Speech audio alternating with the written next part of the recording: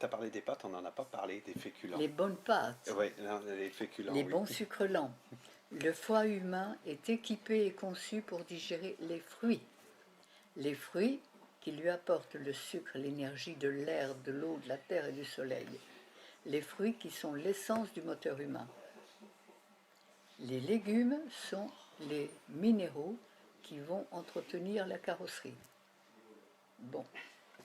Mais les fruits, comme nous ne sommes plus dans un pays, dans un climat où on a des fruits toute l'année, et si l'on devait se nourrir uniquement des fruits que l'on trouve dans nos pays, on ne serait pas trop gros à la fin de l'année. Hein.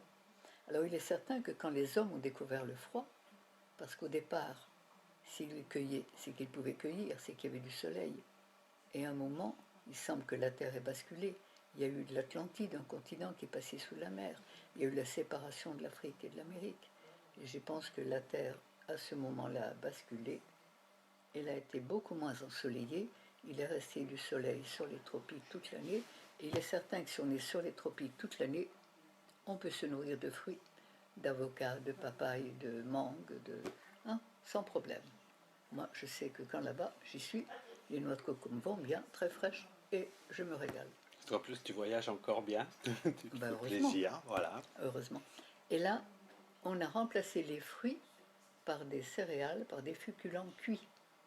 Seulement, voilà, c'est que le foie humain n'est pas équipé pour digérer les sucres lents, les hydrates de carbone, et que chaque digestion, je devrais dire chaque indigestion de ces sucres lents, laisse des glaires, des mucosités, tout ce qu'on mouche, tout ce qu'on crache, ce sont des résidus de sucre lent.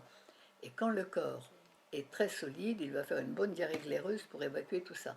S'il n'est plus assez solide, il va faire des problèmes respiratoires.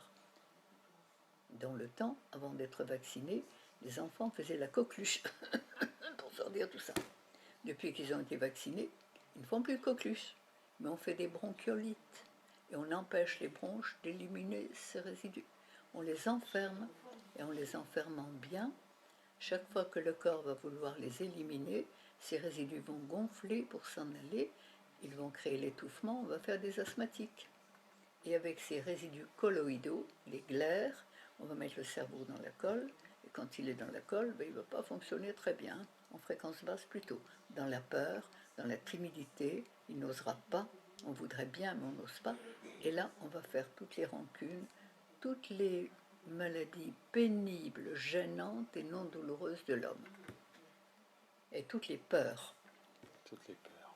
Et quand on est prisonnier de la peur, on est prisonnier d'une sorcière. Et chaque fois qu'on obéit à la peur, on marche à l'envers, on se fait du mal. Elle est là pour nous empêcher de faire ce que l'on a à faire, pour être bien, pour nous-mêmes et pour les autres.